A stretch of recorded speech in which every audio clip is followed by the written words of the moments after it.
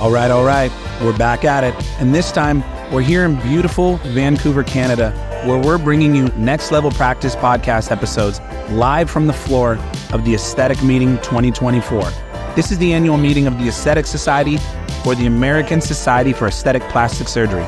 It's a meeting we never miss. Over these next few days, I'm going to be interviewing our clients and friends from around the industry to bring you up-to-the-minute insights on what's working and what's not when it comes to patient acquisition and practice growth. Here at Influx, we're very serious about keeping up with technological trends and studying how these changes impact the way that our clients grow their businesses. But I, for one, am a big believer that truly setting yourself apart comes down to the nuances. So let's take some time over these next few days to interview people on the ground floor of aesthetic medicine and see what we can learn from them to help you take your practice to the next level.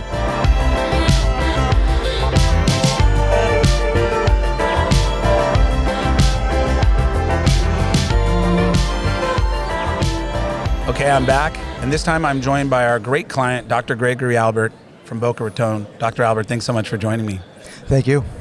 I'm looking forward to kind of picking your brain here. We were just chatting for a few minutes, and you were telling me you've been in private practice now for, you said since the turn of the century, so about coming on 99. 20, so 99, right out of residency. I was one of the youngest ones to finish. I was 29 years old. Wow. I started in Florida, where I actually got a job that was paying. I didn't have to borrow money and join someone else and follow what they did. So I started from scratch, went to the emergency rooms to get patients. I would do a little advertising, available all the time, and it was fun running around. But that's back then. Yeah, that was back then. But I'm curious to hear because I want to pick your brain about this because I got into marketing for plastic surgery practices about 12 years ago. Mm-hmm. And obviously by then, the gold rush was on for everyone to put a website up and to rank on Google and so forth. But what I was enlightened on over time was that not that many years before, I didn't know it at the time. I was a kid. I was in my early 30s. No, I was in my late 20s. Yep. If I can do math. Just tell me next time. I'll do it faster. But I didn't know that not that long before, really, the way the internet seemed pretty, it just wasn't given to me. It seemed, but it wasn't, obviously. And it wasn't, not only was it not there when you were not prevalent at all, but it was maybe when it started to first become nascent, it was kind of frowned upon, to do any kind of internet marketing, right? Well, marketing was taboo in the 80s marketing and 90s, itself. and then still even at the turn of the century, 2000 to 2005. Still kind of it changed, and then it's kind of like now anything goes, when it doesn't matter. I mean, there's TV, there's whatever it takes, right? Yeah. There's no credibility. I mean, there's no checking of disclosures. There's social media influencers that can say the greatest thing about someone and get paid for it and not know a thing about it.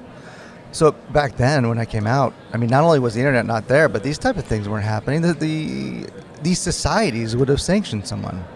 That's right. And I'll tell you a story about how. So my marketing foray is really pretty. Since I've gone through that era where there was no internet, there was no website, then there's websites, and then social media, and now who knows what is next? Maybe it's back to TV again. Maybe something AI based. I do think it will be back to TV, actually, by the way. But I'm not giving up hope. But through streaming services, so right.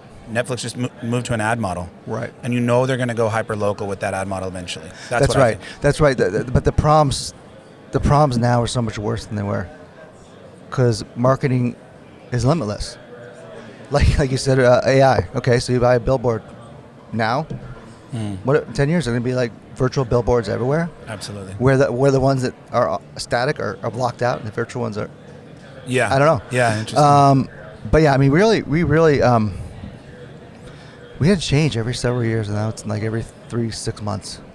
Change what we did, so I started out by running around and doing some little advertising here and there, but going to local meetings, meeting with the doctors, and then I would say 4 to 5 years in, I brought my wife into the practice, who was a director of rehab. I met her on my job doing wound care, and we started doing advertising on radio.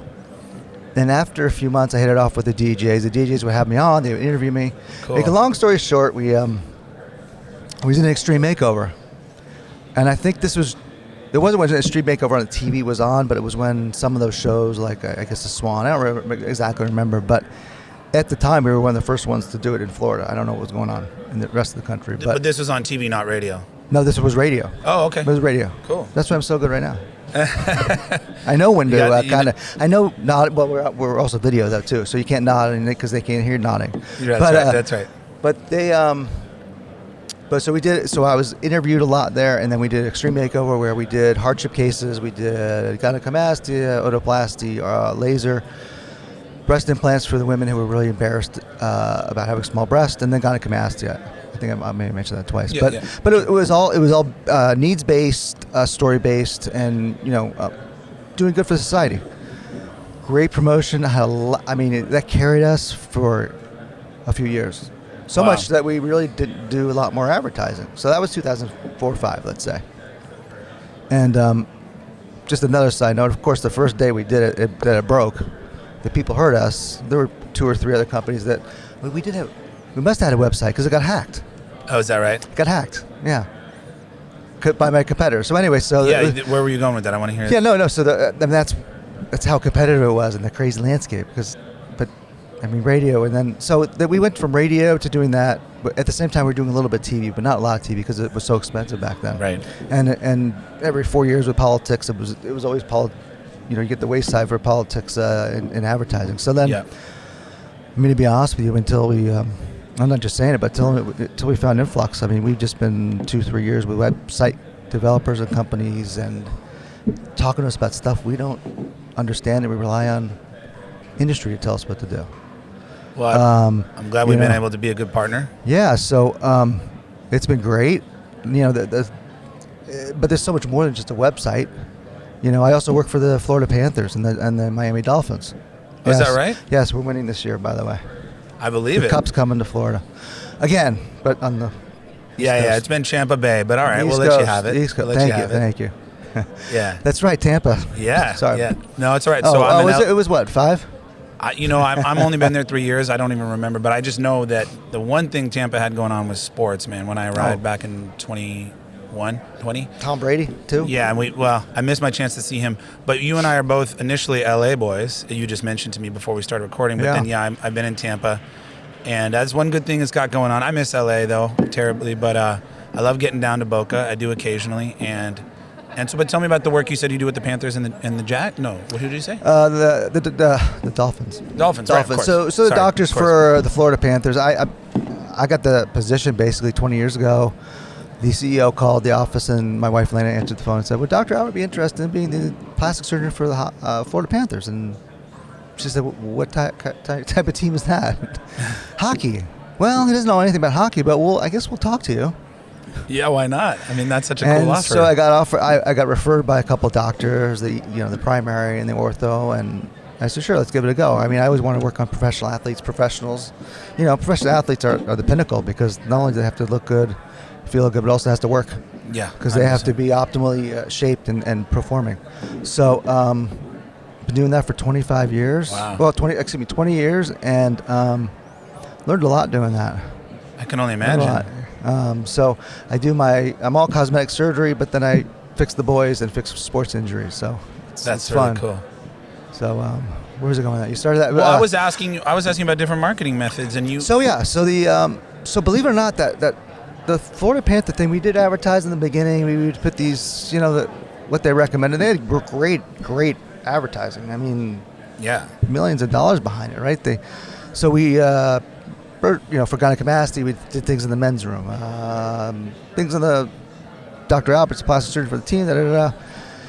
You mean you had your own advertisements in the men's room at your practice? Okay, yeah, smart. Right, and then but also in the arena.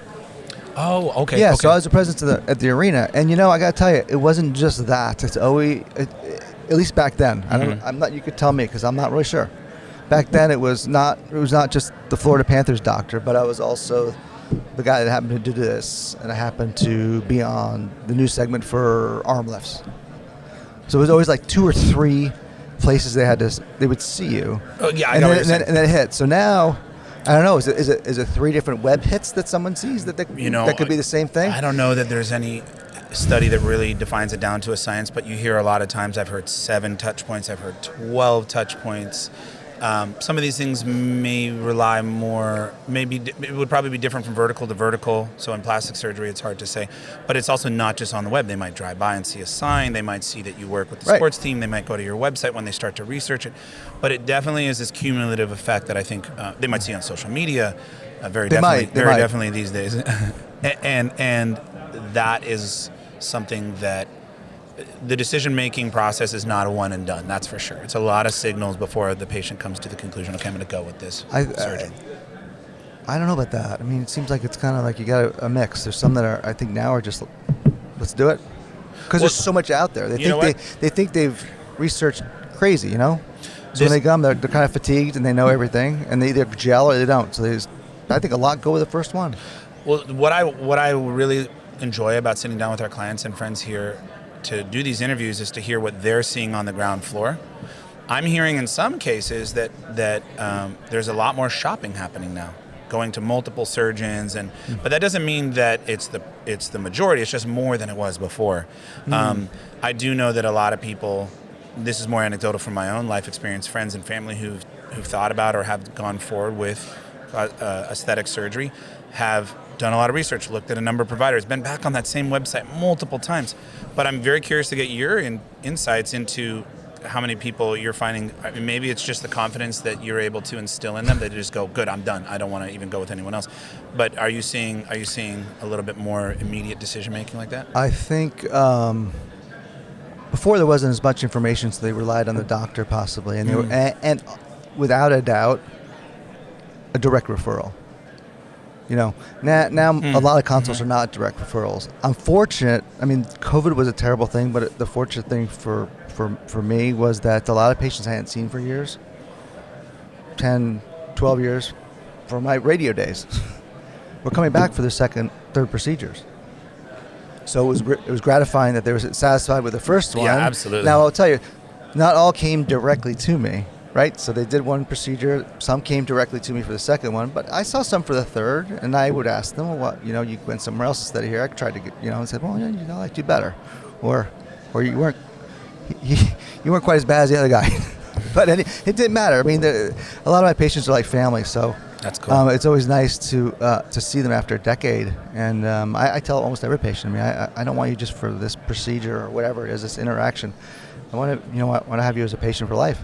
Love that. And your kids and the family. Yeah, I think a lot of times people overlook the loyalty factor in surgery. They think it's one and done, and loyalty and membership all is only relegated to med spa. I did too. Right. When I first came out, she wants another surgery? I just did her tummy tuck. Wow, this is pretty cool. But then I realized that after a few years, it's like that's what you have to do because that means they're happy. That does mean that, yeah. Is there anything you're doing now to be more deliberate about bringing them back for that second one instead of letting them kind of stray to somebody else and then maybe find their way back to you for a third? It's really tough, the way we communicate, the way they find information. So in the day, I mean, we were talking to patients 3 or 4 times a week on phone. Wow. Because they answer the phone. Yeah. Completely engaged. Now, my staff tells me I can't get them on the phone. They'll answer a text. Right. Text is Forget the email. So it's more difficult, and it's changing so fast. Yeah, something that we are seeing, and I see it a little bit less. It's kind of waning since COVID. During COVID, a lot of people were doing essentially webinars, but they would call it more of just like an online event, a virtual event is what they would call it, and it was great because people were stuck at home and they would educate them on a procedure. They'd get a bunch of leads and some degree of those would convert. And then you'd have all the emails anyway to continue to communicate with them. And yes, email rates I think are email inboxes are more glutted than ever, but it's still okay to send them something and you'll get some people back. Some people continue to do these types of things even after, and some in person. And it's almost full circle back to, meaning not only virtual events, sometimes they even do in-person events. We've seen a lot of success with that in terms of patient loyalty and retention in surgical practices. It's almost full circle back to what I would hear about plastic surgery events. Yeah. Dr. Grant Stevens was telling me about slideshow that he used to do with slides and a carousel with a projector at hotels where he would educate. I didn't even mention that. I love that. I didn't like the bill, but I love going to the Ritz, having a whole auditorium of 100 patients, prospective patients, and a couple old ladies were haggling me and asking me questions, and coming for the food, and then several good candidates. So this was a strategy that you deployed as well. Yeah, it was great. But then it went down. Right, of course. Financial crisis. I mean, financial crisis was kind of like the Roaring '20s. I say. I mean, people would just come in and they wouldn't even ask a price, which is very similar to now, which is kind of concerning to me. But interesting. But they didn't. What was it, 2006, 2007? They were just coming in and they didn't ask, and they were just doing. Interesting. And that's about the time where we kind of decreased the amount of. It was just kind of a coincidence. Decreased the amount of seminars. Okay. We did get some. You get a lot of seminars for no charge if you have a good relationship, and they want content. But I think it's coming back, but not quite yet. So I think kind of like we talked about, there's a return to TV, but maybe it's a little bit different with streaming services. I think there's a return to live events. I don't know if it's at hotels. A lot of people are doing it in their own practice. They have a patient appreciation event, and it's a great way to kind of keep people connected. There might be a while till they're considering that next surgery, but they remember you, you're top of mind. They have a personal connection to you and your team, and I think that's a cool way to do it. How did you get people to those events back then? Was it direct mail or? Direct mail, phone campaigns. Wow. Direct mail. I love direct mailers. I know that it still work because I get them at my house. I just haven't done them. I agree with you. Again, as a marketer, it's very smart to think about when a channel gets oversaturated, a marketing channel, you go, okay, just broadly speaking, anywhere you reach people is a channel. So we say, okay, that channel is getting glutted. It's kind of like email, a little glutted. Yeah. Doesn't mean you can't do it. But I'm 3 weeks behind. Yeah, right, yeah. I've been at this conference, and trust me, my inbox is, and it usually is anyway, if I'm being honest. Like, it's hard to keep up. I skim it for the important things, and it's hard. They're not getting rid of the spam at all. Right, yeah. You block them, and then they're just a different name. They find a way around it. So it's getting crowded. Yeah. When another channel kind of that was once glutted starts to get quiet, you go, you know what, let me try this. And I actually do give the advice, especially for practices just opening, to just send out a direct mail to everyone. Just start out by saying, I'm here. Touch point. Right. Just plaster your whole community that we're here. Make sure it's on brand for you. It doesn't feel cheap. It doesn't even have to have an offer in it. It doesn't mean that doors are going to come, they're going to come knocking on the door in spades, but tell them that you're there. And I think we overlook some of these older modalities. One advice is that if you do that, you get a list or whatever. Just qualify it, because they'll give you names that are not even there, and you get 60% returned, and it's more costly than it should be. Yeah, a lot to. There are some good companies to get your email list from it, or your physical mailing list if you're going to do that. We haven't done it in a long time, but I occasionally have still helped a client with it. We used to do it a long time ago, and I still think it's not. I think it's something that people shouldn't overlook. Yeah, I even talked to this dentist, which is a related field. I get one every 3 months, and I say to myself, I'm not using it, but she's got to be doing it for a reason. It's not because she wants just my business. It's got to work. So yeah, and it doesn't need to be a high percentage of return of conversion rate of households, if you will, to make sense. Yeah, it really doesn't have to be that many to make sense. So to magnify what you're saying, yes, we've been going back to TV a little bit. We're going back a little bit to radio, but we still haven't finalized those deals. But I do believe it still is some, it's more expensive now because there's more avenues to it.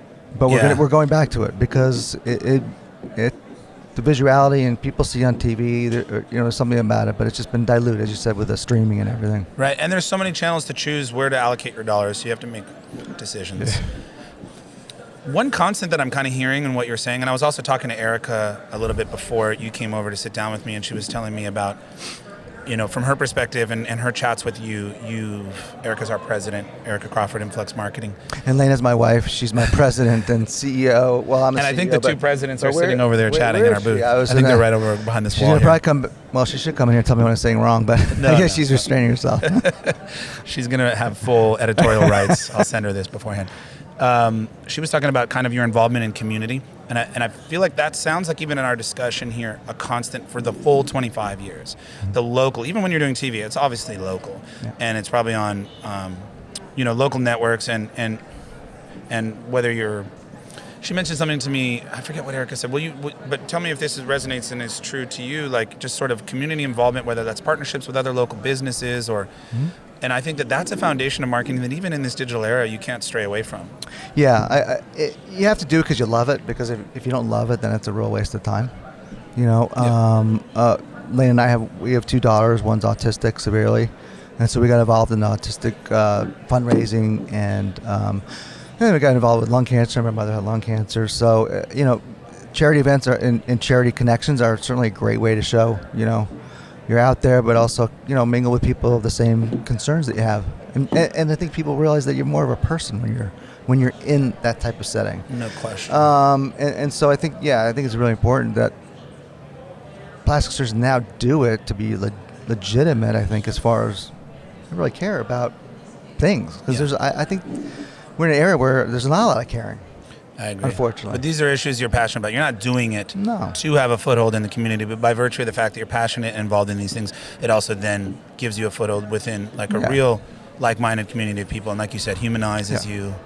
Yeah. I think that is a common thread I hear that I guess the social media is probably a shortcut to doing that, but I mean, it's also acting to some degree. It's not. I mean, what is it? It's just someone's time, basically. Yeah. So I don't think. I think it's good, but you got to go deeper than that. If they say, as therapists always say, go deeper than that.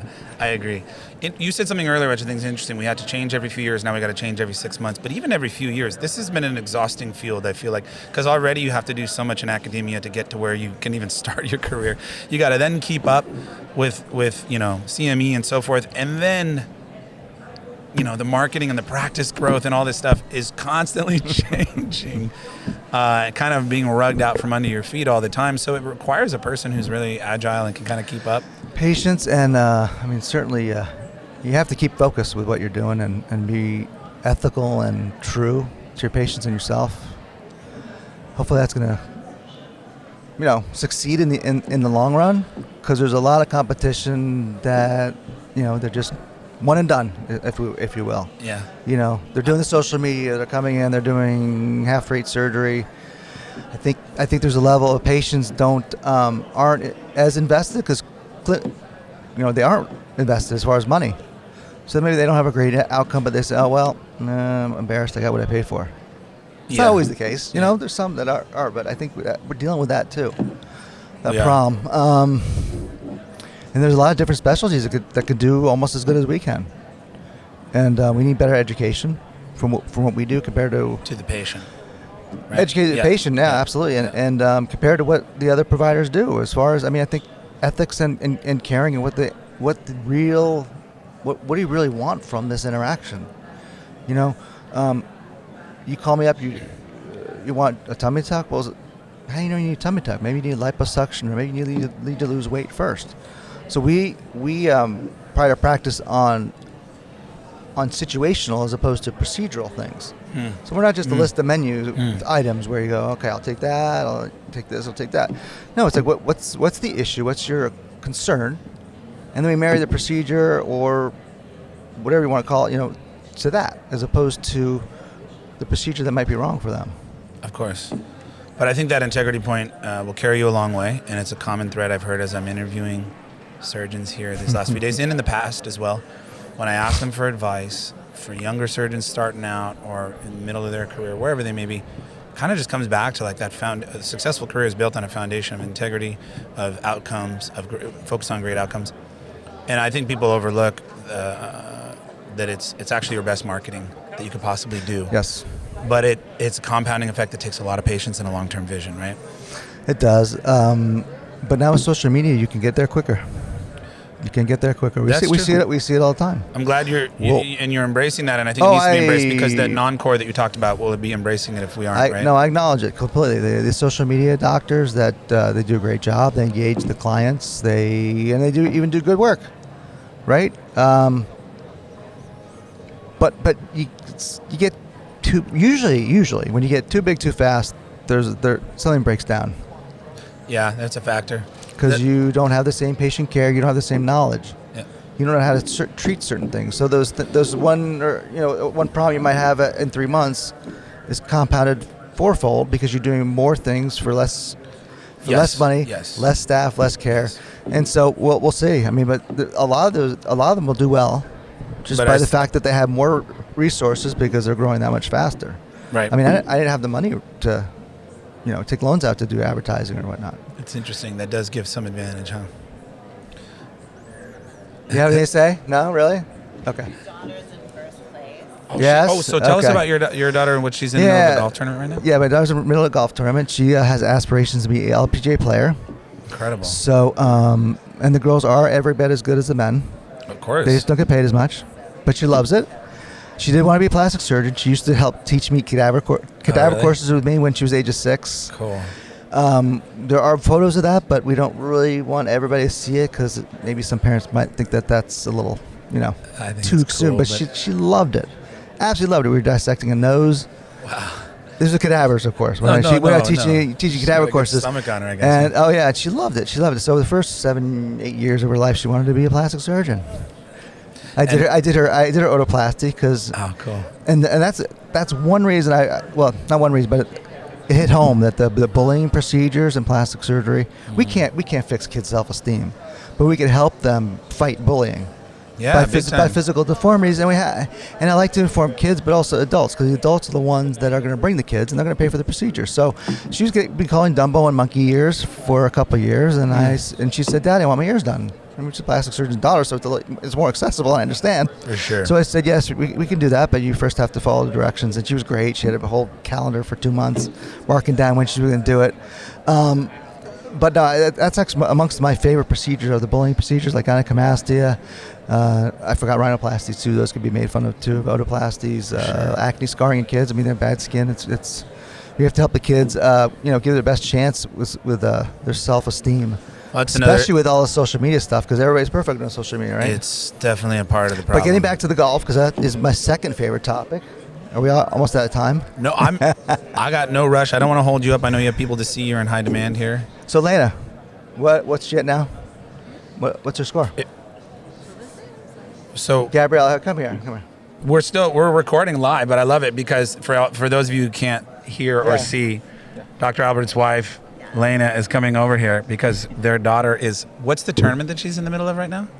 It's a Florida State Golf Association. Sit here. Junior girls event.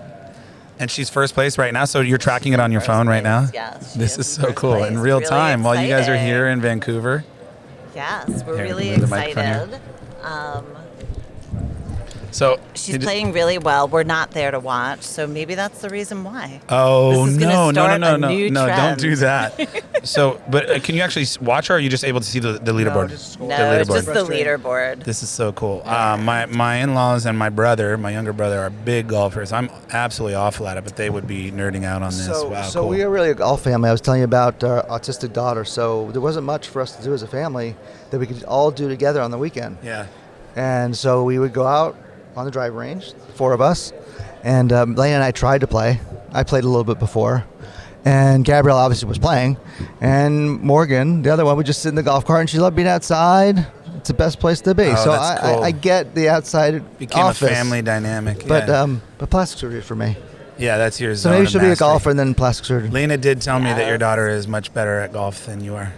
It's not hard to She do. is. She is. And I'll put I put her against almost anybody in this I believe it. I mean, she's whole first in this convention. tournament right now. I believe it. This is so cool. Yeah. So there's a whole family dynamic that it's cool that we're capturing here. And I know that when Jonathan and Soraya, our media team, Jonathan Shorter and Soraya Shorter, also family, brother and Yes, sister, yes. came out to shoot Oh. your practice, then they also went and did some photos Right. with Gabrielle I on the golf course, I right? wasn't even did. thinking about that. Yeah. We So, did. We I- did it with Gabriella and Morgan, our special needs daughter. This is so cool. I love that aspect of, embracing the whole family and life. And you're talking Yeah. about this earlier, what the things Yeah. you're passionate about in the community. One of them is also helping kids, like you said, with the bullying. Yeah, and the yeah, various and just kids, community activities. just nowadays, kids just need help. I feel like where I live, most of the parents aren't professionals or bankers or just nondescript things, and kids, they just want to make money nowadays. So when they see me, plastic surgeon, you think when I grew up, all my dad's friends were doctors, so I wanted to be a doctor. Now no one asks me, oh, Dr. Al, Dr. Al, what was it like being a plastic surgeon? I mean, it's like They just come want to on, be come on, is it cool to be? YouTubers. It used to be Exactly. back Yeah. then. It would be cooler to be a plastic surgeon than a banker, right? Yeah, oh, yeah. Now it's like I want to be a banker, not a Yeah, plastic or surgeon. a crypto trader.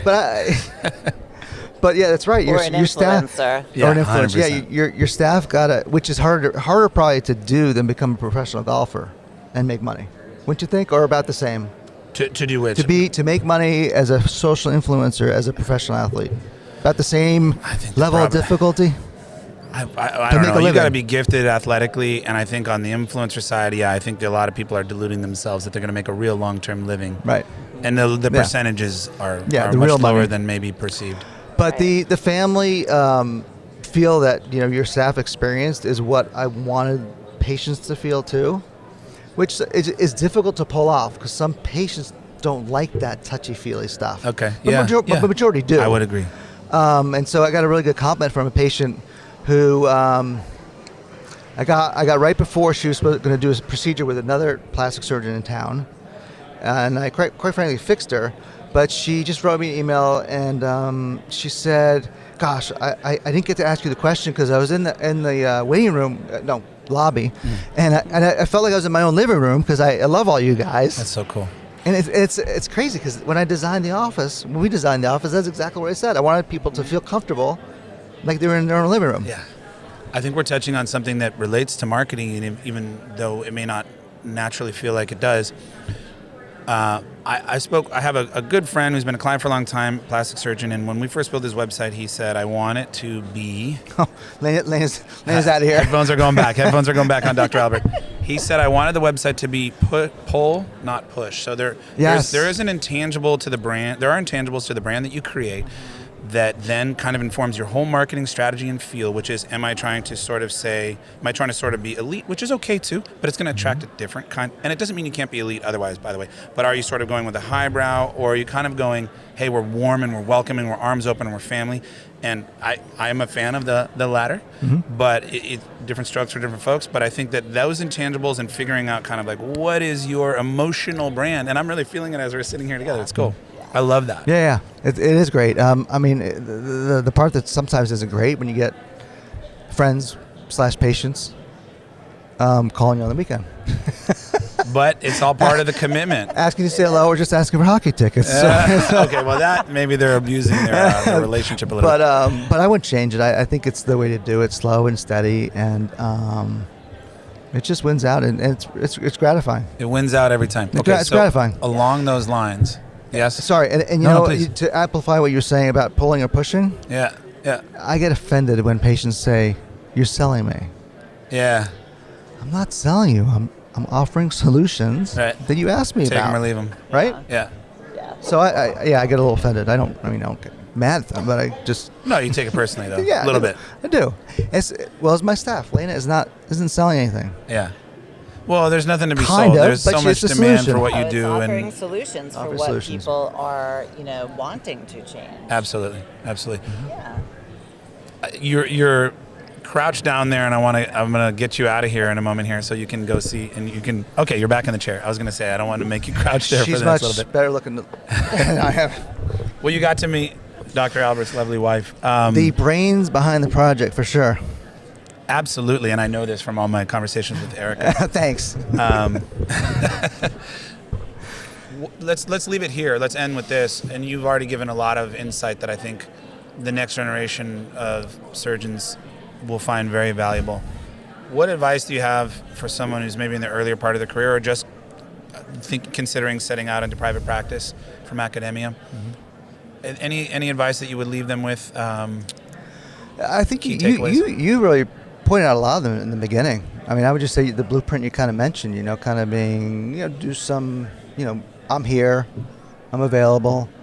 I think the hardest part is making relationships with other colleagues.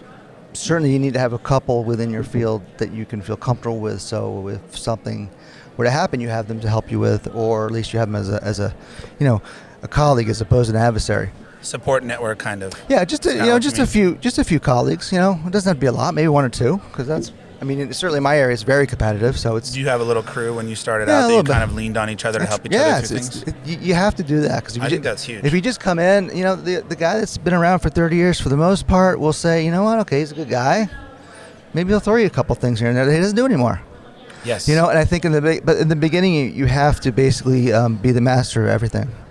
Yeah. Of course, you have to know your limitations, but meaning that if they call for, because you have a laceration or a dog bite or something simple like a cyst. I mean, that when I was coming out, that's what it was. I said, oh, great, it's a laceration or it's a cyst. I could bill for it, but it's an opportunity for me maybe not to get that patient, but whoever else comes in the office. And I always said early in my career, Well, another thing, I started doing lots of fillers in the early in my career, which 2000 when That's they early really on. really came out. Yeah. So there was a thing back then, and I think it's kind of coming back, where they would trust me to do their fillers, or they wanted me to do their fillers, and see if that was okay before they would let me do the surgery. Interesting. Yeah. So makes that sense. really, really helps. So I think if you start with the smaller things, you trust is really, I mean, I could probably still count on 100, maybe how many patients say, I trust you, Dr. Albert. But every time you hear it, it just feels like 1,000. Yeah.